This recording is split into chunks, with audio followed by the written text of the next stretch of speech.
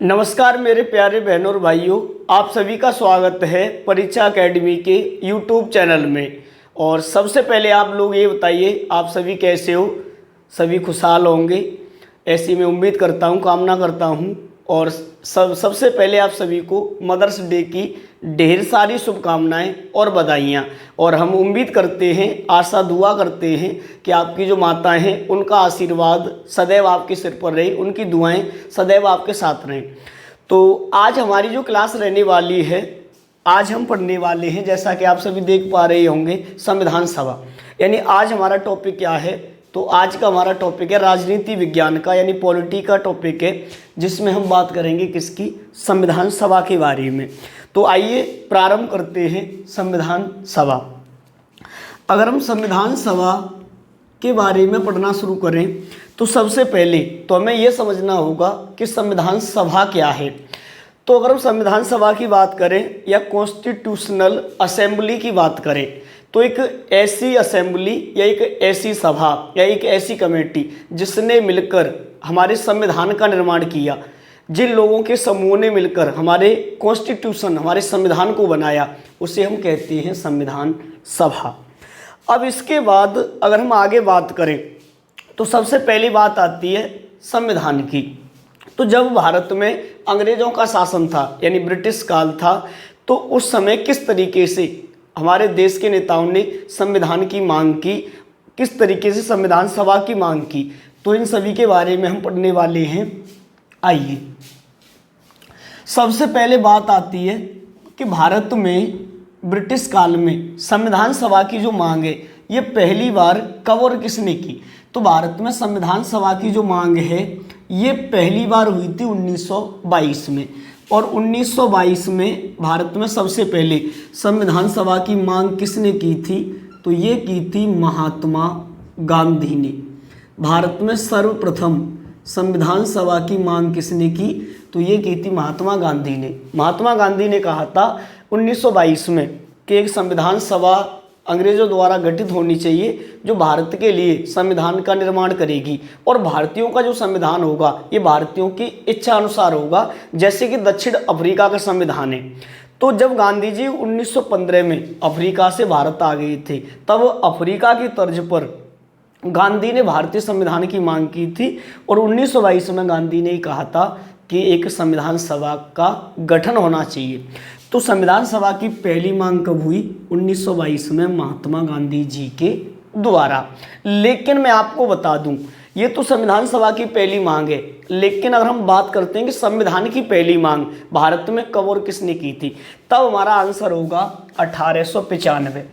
संविधान की जो पहली मांग है, ये 1895 में की थी। सर किसने की? ये की थी बीजी तिलक ने, बाल गंगाधर तिलक ने। तो बाल गंगाधर तिलक जी ने सबसे पहले संविधान की मांग की थी 1895 में। लेकिन संविधान सभा की पहली मांग महात्मा गांधी जी के द्वारा हुई थी 1922 में। अब इसके बाद अगर हम आगे बात करें तो इसके बाद संविधान की जो मांग है, ये बार बार की जाने लगी अंग्रेजों के सामने। तो एक व्यक्ति है जिसका नाम था M.N. राय। M.N. राय।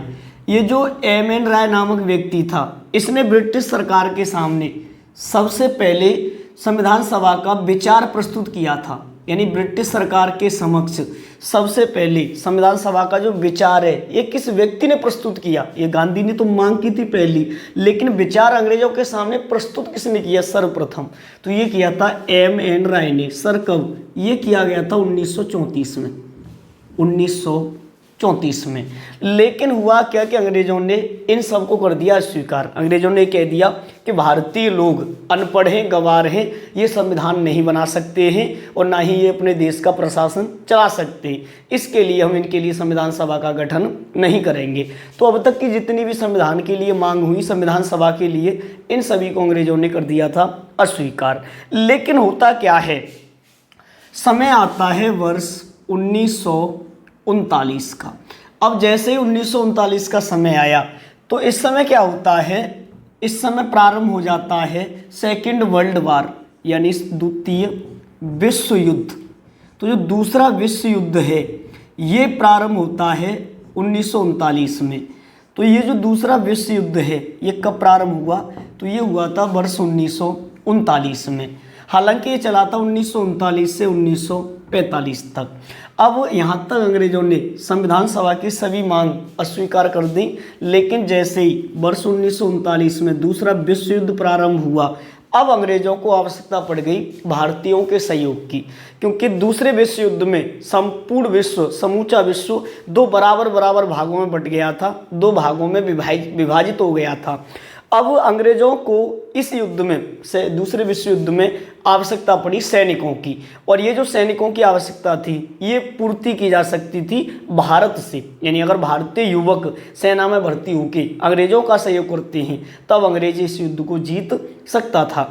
तो अब अंग्रेजों को आवश्यकता पड़ गई सहयोग की। अब अंग्रेजों ये सोचने लगे कि हमें किसी भी तरीके से भारतीय युवकों को सेना में भर्ती करना है और उनको प्रेरित करना है कि वे हमारा युद्ध में सहयोग करें।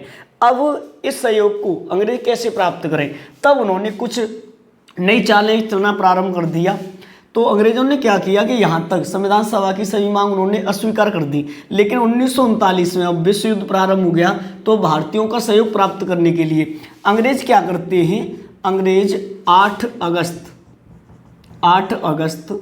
1940 को एक घोषणा करते हैं, और इस घोषणा को नाम दिया जाता है अगस्त प्रस्ताव। यानी भारतीयों के समक्ष अब अंग्रेज एक प्रस्ताव रखते हैं और इस प्रस्ताव को नाम दिया जाता है अगस्त प्रस्ताव, क्योंकि अगस्त में ये प्रस्ताव जारी हुआ था। तो अंग्रेजों द्वारा 8 अगस्त 1940 को अगस्त प्रस्ताव प्रस्तुत किया गया, और इसी अगस्त प्रस्ताव में अंग्रेजों ने आंशिक रूप से यानी कुछ प्रलोभन देकर भारतीयों को आंशिक रूप से संविधान सभा की जो मांग है इसे स्वीकार किया था। अभी ये केवल आंशिक रूप से है, या ये पूछ ले कि पहली बार अंग्रेजों ने भारतीयों की संविधान सभा की मांग को कब स्वीकार कर लिया, तो 1940 में, लेकिन ध्यान में रहे आंशिक रूप से। अब हुआ क्या कि भारतीयों ने इस अगस्त प्रस्ताव को अस्वीकार कर दिया। सर अस्वीकार क्यों कर दिया, क्योंकि ये भारतीयों के साथ पहली बार नहीं हुआ था, क्योंकि एक कहावत है कि दूध का जला हुआ छाछ को भी फूंक फूंक कर पीता है। तो ऐसी हालत थी भारतीयों की, क्योंकि अंग्रेज भारतीयों के साथ इससे पहले भी धोखाधड़ी कर चुके थे, क्योंकि ये तो दूसरा विश्व युद्ध था, लेकिन इससे पहले जो प्रथम विश्व युद्ध ये हुआ था वर्ष 1914 से लेकर 1918 तक। अब 1914 में जब अंग्रेजों को भारतीय युवकों की आवश्यकता पड़ी थी, भारतीयों के सहयोग की आवश्यकता पड़ी थी, तो सेम इस समय भी अंग्रेजों ने ऐसा ही किया था। भारतीयों को कुछ प्रलोभन दिए थे और उनका सहयोग प्राप्त किया था। और इस समय महात्मा गांधी जी ने भी अंग्रेजों को सहयोग किया था, और इस समय गांधी जी को, क्योंकि गांधी जी ने युवकों को प्रेरित किया था, तो जो भारतीय युवक थे ये सेना में भर्ती हुए थे प्रथम विश्व युद्ध के समय और अंग्रेजों का सहयोग किया था। तब गांधी जी को कहा गया था पहले विश्व युद्ध के समय भर्ती कराने वाला सार्जेंट यानी एक तरीके से एजेंट, तो भर्ती कराने वाला सार्जेंट ये गांधी जी को कहा गया था पहले विश्व युद्ध के समय 1914 से 18 तक जो चला था। तो इस समय भी अब भारतीयों को पता था कि अंग्रेज कुछ नहीं करने, केवल प्रलोभन देते हैं, यानी केवल लालच देते हैं और बाद में ये धोखा कर देते हैं। तो भारतीय अंग्रेजों की मांग को मानने के लिए स्वीकार नहीं थे। तो फिर हुआ क्या कि अंग्रेजों ने फिर प्रयास किया, और अब क्या किया कि अंग्रेजों ने 1942 में एक मिशन भारत भेजा, और इस मिशन को नाम दिया गया क्रिप्स मिशन। अब ये जो क्रिप्स मिशन है ये भारत आया 1942 में, और क्रिप्स मिशन ने जो प्रस्ताव दिया भारतीयों का सहयोग प्राप्त करने के लिए वो कहलाया क्रिप्स मिशन। तो ये जो क्रिप्स मिशन है या क्रिप्स प्रस्ताव है कब आया, 1942 में आया। अब जैसे क्रिप्स प्रस्ताव आया तो इसमें क्या किया कि अंग्रेजों ने प्रबल रूप से क्रिप्स प्रस्ताव में, क्रिप्स मिशन में अंग्रेजों ने प्रबल रूप से ये कह दिया कि आप हमारा सहयोग करें, हम दूसरे विश्व युद्ध की समाप्ति के बाद हम एक संविधान सभा को गठित करेंगे और जो आपके लिए संविधान का निर्माण करेगी। यानी प्रबल रूप से अंग्रेजों ने संविधान सभा की मांग को स्वीकार किया 1942 के क्रिप्स मिशन में और आंशिक रूप से स्वीकार किया था 1940 के अगस्त प्रस्ताव में। हालांकि ये जो क्रिप्स प्रस्ताव था, ये जो क्रिप्स मिशन था, इसके बारे में गांधी जी ने ये कहा था कि यह एक आगे की तारीख का चेक है। यानी कई बार प्रश्न पूछ लेते हैं कि महात्मा गांधी ने किस प्रस्ताव के विषय में कहा था कि यह एक आगे की तारीख का चेक है, तो ये कहा था क्रिप्स मिशन के बारे में। अब इसके बाद होता क्या है कि क्रिप्स मिशन में स्वीकार कर लिया तो फिर भारतीयों ने भी सहयोग किया सेकेंड विश्व युद्ध में अंग्रेजों का। अब होता क्या है, धीरे धीरे समय बीतता गया और 1945 में जो सेकेंड विश्व युद्ध था ये समाप्त हुआ। यूएनओ की स्थापना हुई, यूनाइटेड नेशंस ऑर्गेनाइजेशन, संयुक्त राष्ट्र संघ को स्थापित किया गया जो कि विश्व में शांति बनाए रखने के लिए जिम्मेदार है। तो फिर होता क्या है कि समय आता है 1945 का। अब 1945 का समय आया तो 1945 में होने थे ब्रिटेन में प्रधानमंत्री के चुनाव। यानी अब ब्रिटेन में चुनाव होने वाले थे पीएम पद के, प्रधानमंत्री पद के लिए चुनाव होने वाले थे। कहाँ पे? ब्रिटेन में। चुनावों का समय आ गया 1945 में। अब होता क्या है कि जो ब्रिटेन है, ब्रिटेन में द्विदलीय व्यवस्था थी। उस समय ब्रिटेन में कैसी व्यवस्था थी? द्विदलीय व्यवस्था। अगर हम भारत की बात करते हैं तो वर्तमान भारत में बहुदलीय व्यवस्था है, यानी हमारे यहाँ कई राजनीतिक पार्टियाँ हैं, लेकिन उस समय ब्रिटेन में केवल द्विदलीय व्यवस्था थी। दो राजनीतिक पार्टियाँ थी जिनमें एक पार्टी का नाम था लेबर पार्टी और दूसरी पार्टी का नाम था कंजर्वेटिव पार्टी। तो ये दो पार्टियां थी ब्रिटेन के अंदर, लेबर पार्टी और कंजर्वेटिव पार्टी। अब होता क्या है कि जैसे 1945 में प्रधानमंत्री के चुनाव होते हैं इंग्लैंड में, तो जो लेबर पार्टी थी, लेबर पार्टी के प्रधानमंत्री पद के जो उम्मीदवार थे इनका नाम था क्लीमेंस एटली।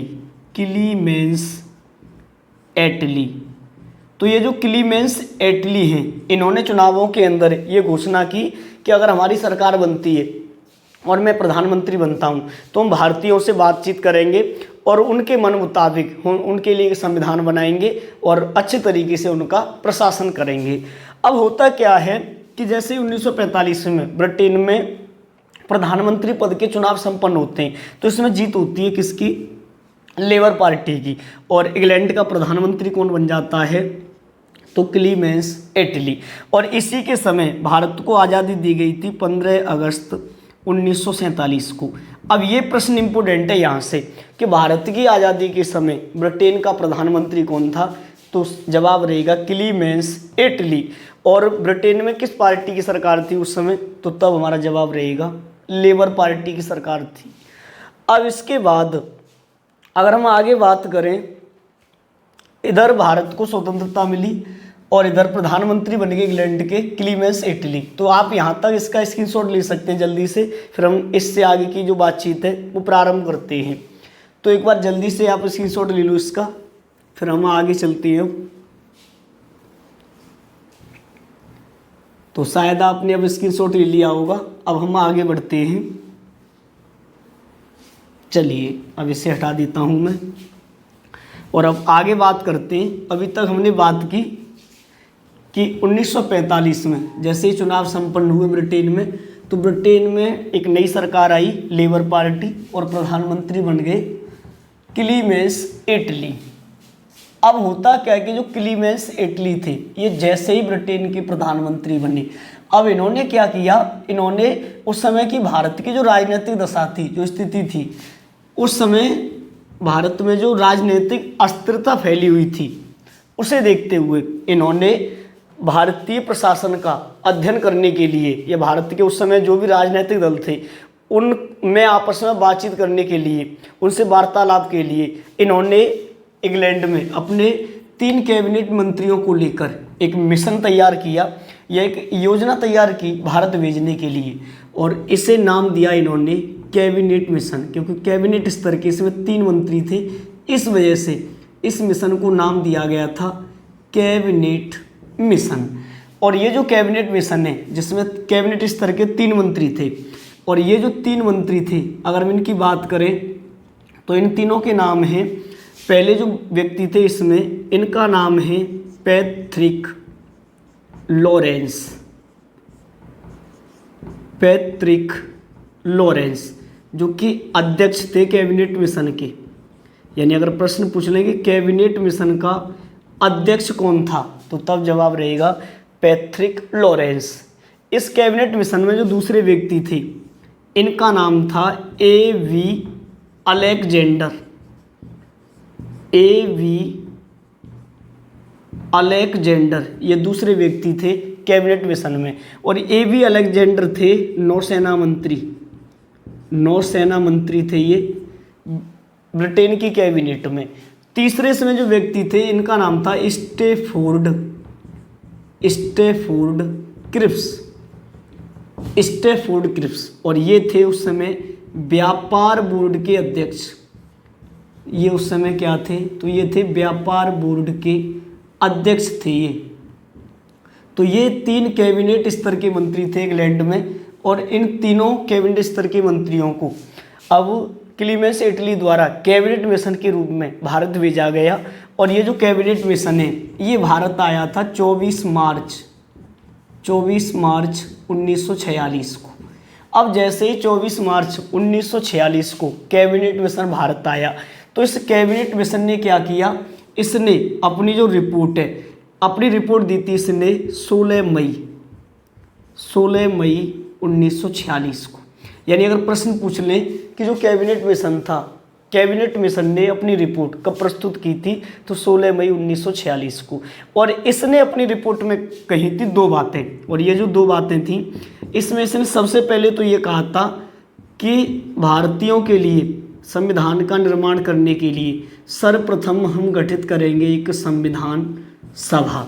तो पहली बात की गई संविधान सभा की। दूसरी बात इसमें ये कही गई कि जब तक ये संविधान सभा भारतीयों के लिए संविधान का निर्माण करेगी, तब तक देश का जो प्रशासन है या जो शासन है ये चलाएगी एक अंतरिम सरकार। यानी केंद्र में एक सरकार गठित की जाएगी जिसे कहा जाएगा अंतरिम सरकार। अब ये दोनों ही प्रश्न वेरी वेरी वेरी इम्पोर्टेंट हैं। सर कैसे? क्योंकि कई बार एग्जाम के अंदर पूछा जा चुका है कि संविधान सभा का गठन किस योजना के आधार पर हुआ, तो कैबिनेट मिशन योजना के आधार पर। और देश में अंतरिम सरकार का गठन, आज़ादी से पहले जो सरकार, अंतरिम सरकार का अर्थ ये होता है कि ऐसी सरकार जिसे सभी अधिकार प्राप्त नहीं थे, सभी शक्तियां जिसके हाथों में नहीं थी। अब भी ये सरकार अधीन थी किसकी? ब्रिटेन की सरकार की। तो ये कहलाती है अंतरिम सरकार। तो अंतरिम सरकार का भी गठन किस योजना के आधार पर हुआ था भारत में? कैबिनेट मिशन योजना के आधार पर। और ये जो अंतरिम सरकार है, अंतरिम सरकार का गठन हुआ था 2 सितंबर 1946 को। 2 सितंबर 1946 को गठित हुई थी देश में अंतरिम सरकार। अब इसके बाद होता क्या है कि जब कैबिनेट मिशन योजना ने संविधान सभा के गठन की बात कही, तो इसी के आधार पर संविधान सभा का गठन किया गया। तो अब हम वो चीज़ें पढ़ते हैं कि संविधान सभा का जो गठन है ये किस तरीके से हुआ, कितने सदस्य किस तरीके से निर्धारित किए गए। तो आप एक बार इसका जल्दी से स्क्रीनशॉट लो, फिर हम आगे बात कर लेते हैं संविधान सभा के बारे में। तो इसका जल्दी से स्क्रीनशॉट ले लो आप, फिर मैं इसे हटाता हूँ और आगे बात करते हैं। चलिए अब इसे हटा देता हूँ और अब आते हैं संविधान सभा।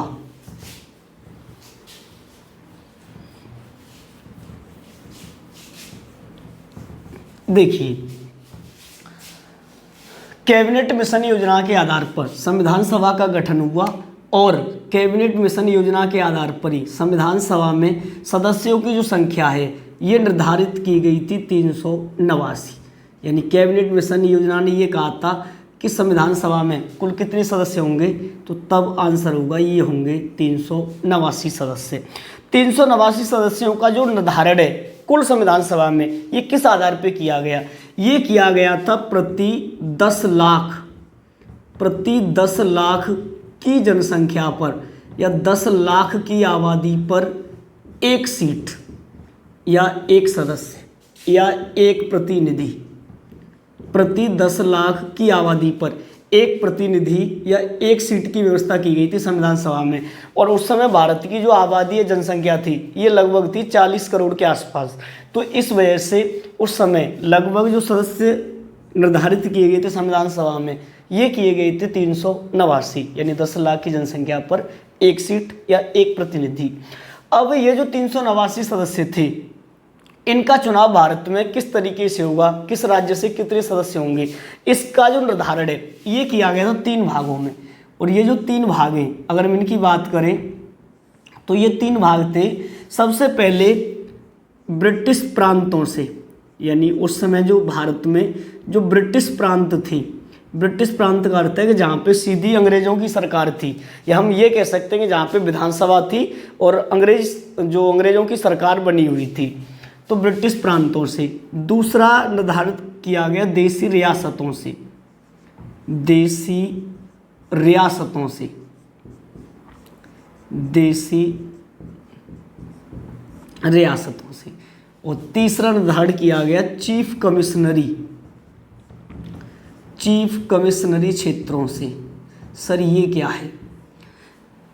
तो अगर हम चीफ कमिश्नरी क्षेत्रों की बात करें, इनका अर्थ ये होता है कि ऐसे स्पेशल क्षेत्र जहाँ पे मिलीजुली सरकार थी, यानी कुछ शर्तों पर यहाँ पे भारतीय प्रशासक वगैरह थे और यहाँ पे अंग्रेजों की भी सरकार थी, यानी दोनों का ही नियंत्रण था, यहाँ के स्थानीय प्रशासकों का और अंग्रेजों की सरकार का। तो ऐसे क्षेत्र कहलाए चीफ कमिश्नरी क्षेत्र। जैसे वर्तमान भारत है, तो वर्तमान भारत में जो केंद्र शासित प्रदेश होते हैं, इन जैसे हमारे यहाँ 2 सरकारें होती हैं, एक केंद्र में और एक होती है राज्य में। लेकिन जो केंद्र शासित प्रदेश होते हैं, जो राज्य नहीं होते हैं, वो केंद्र के अधीन होते हैं। तो सेम ऐसी स्थिति थी चीफ कमिश्नरी क्षेत्रों की, यानी आज के जो केंद्र शासित प्रदेश हैं। तो यहाँ पे मिलीजुली सरकार थी। ब्रिटिश प्रांतों में यहाँ बाकायदा विधानसभा थी, यानी प्रांतों की सरकार थी, मुख्यमंत्री थे। और ये देसी रियासतें थीं, यानी यहाँ पे राजा महाराजा थे देसी, लेकिन ये ब्रिटेन सरकार को कर वगैरह देते थे या उनके आश्रय के अधीन ही थे। तो ये थे देसी रियासतें और ये थे चीफ कमिश्नरी क्षेत्र। उस समय भारत में जो चीफ कमिश्नरी क्षेत्र थे इनकी संख्या थी 4। कितने चीफ कमिश्नरी क्षेत्र थे? तो ये 4 थे। तो संविधान सभा में जो निर्धारण हुआ, ये निर्धारण किया गया था कि ब्रिटिश प्रांतों से यहाँ से लिए जाएंगे 292 सदस्य। 389 में से 292 कहाँ से? ब्रिटिश प्रांतों से। इसके बाद जो 93 सदस्य हैं ये लिए जाएंगे देसी रियासतों से। और इसके बाद जो 4 सदस्य हैं ये लिए जाएंगे कहाँ से? तो चीफ कमिश्नरी क्षेत्रों से, यानी 292 ब्रिटिश प्रांतों से, 93 देसी रियासतों से और 4 लिए जाएंगे चीफ कमिश्नरी क्षेत्रों से। अब ये प्रश्न इंपोर्टेंट है, कई बार पूछा जा चुका है कि 4 चीफ कमिश्नरी क्षेत्र कौन कौन से थे, या निम्न में से कौन सा चीफ कमिश्नरी क्षेत्र था या नहीं था। इस प्रकार के प्रश्न आते हैं, तो हमें चारों पता होना चाहिए कि उस समय कौन से 4 चीफ कमिश्नरी क्षेत्र थे। तो बड़ा आसान है, ट्रिक वगैरह बता दूंगा, उस हिसाब से आप याद कर लेना। पहले ये बताता हूँ ये 4 क्षेत्र कौन से थे। सबसे पहले आता है इसमें दिल्ली। ये जो 4 चीफ कमिश्नरी क्षेत्र है, पहला था दिल्ली, दूसरा था इसमें बलूचिस्तान,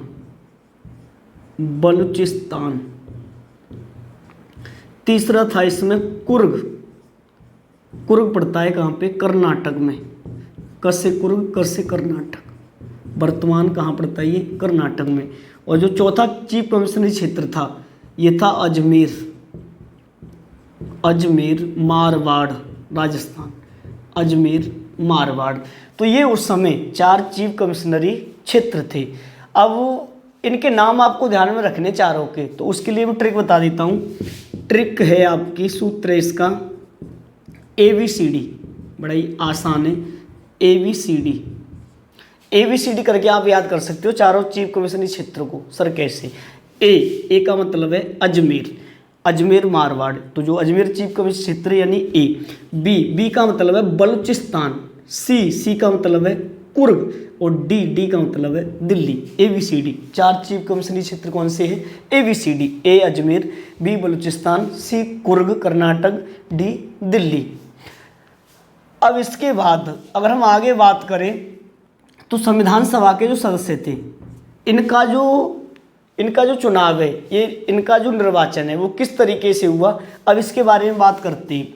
तो पहला प्रश्न ये बताया कि संविधान सभा में सदस्य किस हिसाब से नियुक्त हुए थे। तो ये हुए थे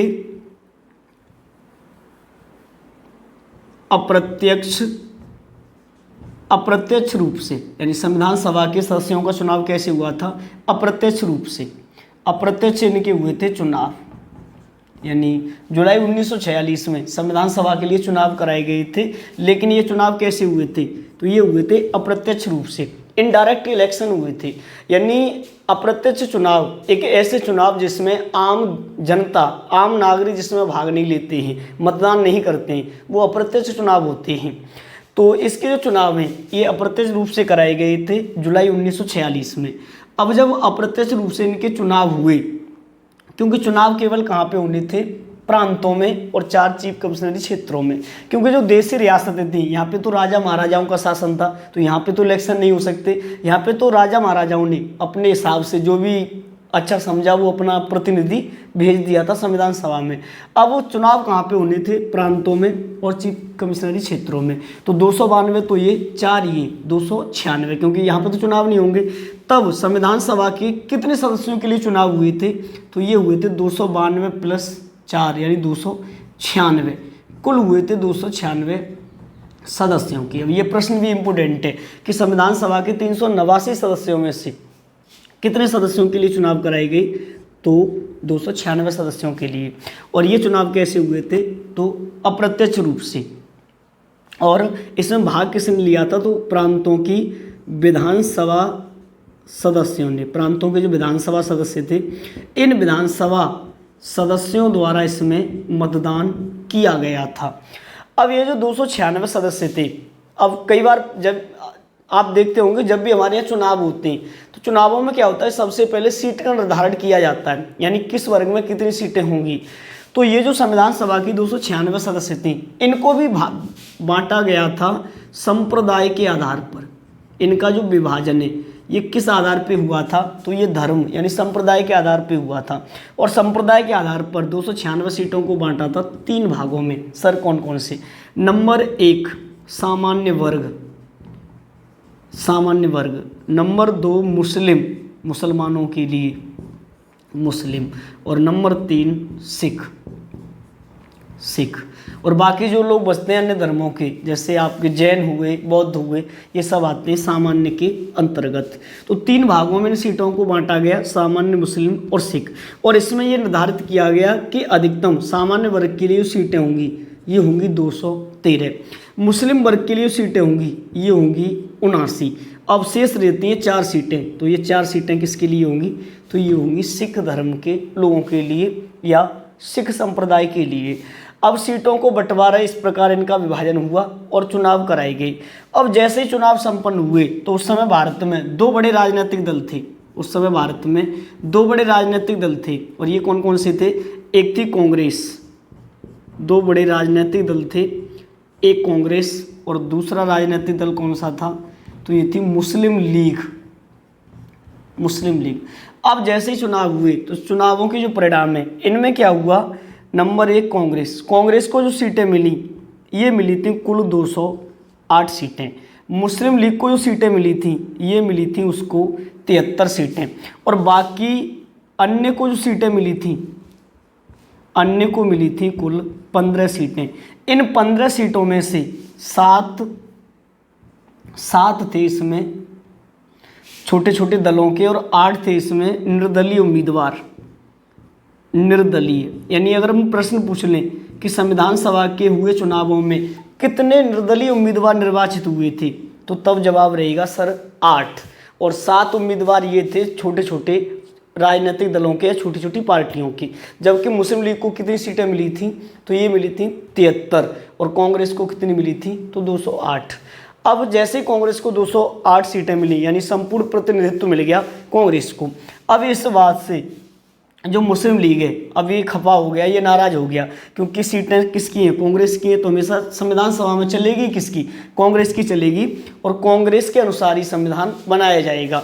तो इस बात से अब ये जो मुस्लिम लीग है अब ये विरोध करने लगा संविधान सभा का। अब होता क्या है, वैसे ये जो संविधान सभा के चुनाव हुए थे इनमें जो महिला सदस्य थी, अगर हम महिला सदस्यों की बात करें तो महिला सदस्यों की संख्या थी 15। प्रारंभ में संविधान सभा में कुल कितनी महिला सदस्य थी, तो इनकी संख्या थी 15। हालांकि वो बाद में घट गई थी 3, तो बाद में घटकर कितनी रह गई थी, तो वो 12 रह गई थी। लेकिन प्रारंभ में संविधान सभा में कितनी महिला सदस्य थी, तो ये थी 15, बाद में रह गई थी ये 12। और इन संविधान सभा के कुल सदस्यों में जो एससी के लोग थे, यानी जो अनुसूचित जाति के सदस्य थे, इनकी संख्या कितनी थी, तो इनकी संख्या थी उस समय 26। और जो एसटी के लोग थे, अनुसूचित जनजाति, इनकी संख्या थी संविधान सभा में 33। थोड़े से ये पॉइंट आपको ध्यान में रखने होंगे। महिला सदस्य कितने थे, तो 15, एससी के सदस्य कितने थे, 26, और एसटी के सदस्य कितने थे, तो तब जवाब रहेगा 33 थे। अब होता क्या है कि इस प्रकार जैसे ही संविधान सभा के चुनाव संपन्न हुए और संविधान सभा का गठन हुआ, तो जैसे ही संविधान सभा का गठन हुआ 1946 में, जुलाई 1946 में संविधान सभा को गठित कर दिया गया। तो पहले मैं इसे अब हटा देता हूँ, रफ करता हूँ, तो आप स्क्रीनशॉट ले सकते हैं इसका, फिर हम आगे बात कर लेते हैं संविधान सभा के बारे में। तो आप जल्दी से इसका स्क्रीनशॉट ले लो एक बार, फिर हम आगे बात करते हैं। चलिए अब मैं इसे हटाता हूँ और आगे पढ़ लेते हैं।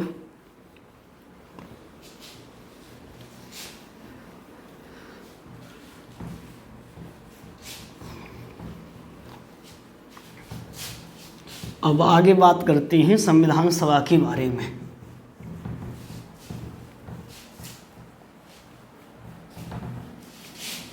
आप साथ साथ लिखते भी जाएं, इसे नोट्स बनाते जाएं अपने।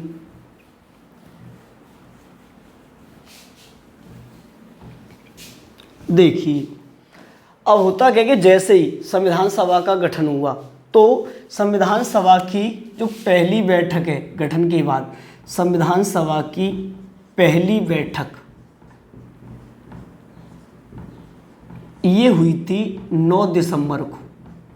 संविधान सभा की पहली बैठक कब हुई थी, तो ये हुई थी 9 दिसंबर 1946 को। स्थान था दिल्ली। संविधान सभा की पहली बैठक 9 दिसंबर 1946 को कहाँ पे हुई, दिल्ली। दिल्ली में कहाँ पे, दिल्ली में ये हुई थी संसद, हमारा जो संसद भवन है, जो पार्लियामेंट है, तो संसद भवन का जो सेंट्रल हॉल है, जो केंद्रीय कक्ष है, तो इस संसद भवन के केंद्रीय कक्ष में, सेंट्रल हॉल में 9 दिसंबर 1946 को संविधान सभा की होती है पहली बैठक। अब जैसे ये पहली बैठक होती है, क्योंकि मुस्लिम लीग तो पहले ही खफा हो चुका था, तो मुस्लिम लीग ने संविधान सभा की जो पहली बैठक है इसमें भाग नहीं लिया, इसका बहिष्कार किया। अब होता क्या है कि जैसे ही पहली बैठक हुई, तो इस पहली बैठक में कुल जो सदस्य सम्मिलित हुए थे, ये हुए थे 207। संविधान सभा की पहली बैठक में कितने सदस्यों ने भाग लिया था, सर 207 सदस्यों ने, जिनमें से 9 महिला सदस्य भी शामिल हुई थी। 9 महिला सदस्य, ये भी प्रश्न इम्पोर्टेंट है कि संविधान सभा की पहली बैठक में कितनी महिला सदस्य थी, तो ये थी 9 महिला सदस्य। अब हुआ क्या कि जैसे ही ये पहली बैठक हुई, तो कोई भी बैठक होती है सबसे पहले होता है उसका एक अध्यक्ष, जो बैठक की अध्यक्षता करता है। अब यही समस्या सामने आई कि हम, ये तो पहली बैठक है, अब अध्यक्ष किसी बनाया जाए। तो फिर संविधान सभा में सहमति ये बनी कि हम, जब तक हमें नया या स्थायी अध्यक्ष नहीं प्राप्त हो जाता संविधान सभा के लिए, तब तक हम इस बैठक में जो सबसे वृद्ध व्यक्ति हैं, सबसे बुजुर्ग व्यक्ति हैं, जिनका नाम है डॉक्टर सच्चिदानंद सिन्हा, तो डॉक्टर सच्चिदानंद सिन्हा को जब तक हम अध्यक्ष का चुनाव नहीं कर लेते, तब तक हम इन्हें अस्थायी अध्यक्ष के रूप में नियुक्त करते हैं, अस्थायी अध्यक्ष के रूप में नियुक्त करते हैं। अब ये प्रश्न इम्पोर्टेंट है कि संविधान सभा के पहले अध्यक्ष कौन थे, तो तब जवाब रहेगा डॉक्टर सच्चिदानंद सिन्हा। या संविधान सभा के अस्थायी अध्यक्ष कौन थे, तो अस्थायी अध्यक्ष थे डॉक्टर सच्चिदानंद सिन्हा, जो कि पहली बैठक में बनाए गए थे। अब इसके बाद संविधान सभा की आगे जो बैठक है, ये यानी दूसरी बैठक, तब संविधान सभा की जो दूसरी बैठक है ये हुई थी 2 दिन बाद। दूसरी बैठक 2 दिन बाद ये हुई थी 11 दिसंबर को, 11 दिसंबर 1946 को, सेम इसी स्थान पर, यानी दिल्ली में संसद भवन के केंद्रीय कक्ष में हुई थी। अब ये जो दूसरी बैठक थी, इसमें संविधान सभा का स्थायी अध्यक्ष नियुक्त किया गया, और स्थायी अध्यक्ष बनाए गए थे सर्वसम्मति से डॉक्टर राजेंद्र प्रसाद जी, डॉक्टर राजेंद्र प्रसाद। यानी संविधान सभा के स्थायी अध्यक्ष कौन थे, तो तब जवाब रहेगा डॉक्टर राजेंद्र प्रसाद। और अस्थायी अध्यक्ष कौन थे, डॉक्टर सच्चिदानंद सिन्हा। लेकिन पहले अध्यक्ष कौन थे या पहली बैठक के अध्यक्ष कौन थे, तो डॉक्टर सच्चिदानंद सिन्हा। और इसी बैठक में एक उपाध्यक्ष और बना दिया गया, यानी संविधान सभा का उपाध्यक्ष बनाया गया था H.C. मुखर्जी को, हरेंद्र कुमार मुखर्जी। यानी इसमें संविधान सभा का जो उपाध्यक्ष है ये किसे बनाया था, ये बनाया गया था H.C. मुखर्जी को, जबकि अध्यक्ष डॉक्टर राजेंद्र प्रसाद को। और संविधान सभा का संवैधानिक सलाहकार, संविधान सभा का संवैधानिक सलाहकार, यानी जो संवैधानिक मामलों पे सलाह देगा, संवैधानिक सलाहकार, ये बनाया गया था B.N. राव को। संविधान सभा का संवैधानिक सलाहकार कौन था, तब जवाब रहेगा B.N. Rao. Sir B.N. Rao का पूरा नाम बेनेगल नरसिंह राव, बेनेगल नरसिंह राव, तो ये इनका पूरा नाम है, बेनेगल नरसिंह राव। तो B.N. राव थे संविधान सभा के संवैधानिक सलाहकार। अब इसके बाद होता क्या है, ये तो संविधान सभा की प्रारंभिक 2 बैठकें थी। इसके बाद संविधान सभा की जो तीसरी बैठक है ये होती है 13 दिसंबर को, 13 दिसंबर 1946 को। और 13 दिसंबर 1946 को जैसे ही संविधान सभा की तीसरी बैठक हुई, तो इस बैठक में अंतरिम सरकार में देश का जो प्रधानमंत्री बनाया गया था, यानी P.T. नेहरू जी को। तो P.T. नेहरू ने 13 दिसंबर 1946 को संविधान सभा के सामने इन्होंने प्रस्तुत किया था अपना उद्देश्य प्रस्ताव। यानी हमारा उद्देश्य क्या है, हम कैसे संविधान का निर्माण करना चाहते हैं। तो सबसे पहले यानी संविधान सभा की जो कार्यवाही है ये किस प्रस्ताव के साथ प्रारंभ हुई थी, उद्देश्य प्रस्ताव के साथ। और कब प्रारंभ हुई थी ये, तो 13 दिसंबर 1946 को। और इस उद्देश्य प्रस्ताव को स्वीकार किया गया था 22 जनवरी को, 22 जनवरी 1947 तक इस पर विचार वगैरह किया गया, मंथन किया गया। और उद्देश्य प्रस्ताव को 22 जनवरी 1947 को संविधान सभा ने कर लिया था स्वीकार। और जिस दिन इसे स्वीकार किया उसी दिन अनेकों कमेटियों का गठन किया गया और अलग अलग उन्हें कार्य दिए गए जो मिलकर संविधान का निर्माण करेंगी। ये जो उद्देश्य प्रस्ताव है आगे चलकर इसने ही रूप ले लिया था भारतीय संविधान की प्रेमबल का, प्रस्तावना का। हमारी जो प्रस्तावना है, जो उद्देशिका है, इस उद्देशिका का जन्म कहाँ से होता है, तो उद्देश्य प्रस्ताव से। और उद्देश्य प्रस्ताव को किसने प्रस्तुत किया था, P.T. नेहरू ने। कब, 13 दिसंबर 1946 को। और उद्देश्य प्रस्ताव को कब स्वीकृति मिली थी, तो ये मिली थी 22 जनवरी 1947 को। और यहीं से हमारा जो संविधान सभा है इसने कार्य करना प्रारंभ कर दिया और अनेकों कमेटियां गठित की गई, जिनके बारे में मैं आपको अगली क्लास में बताने वाला हूं। तो आज हम इतना ही पढ़ेंगे, तब तक आप इसे ही पढ़िए, रिपीट करिए, अपने नोट्स बनाइए, याद करिए।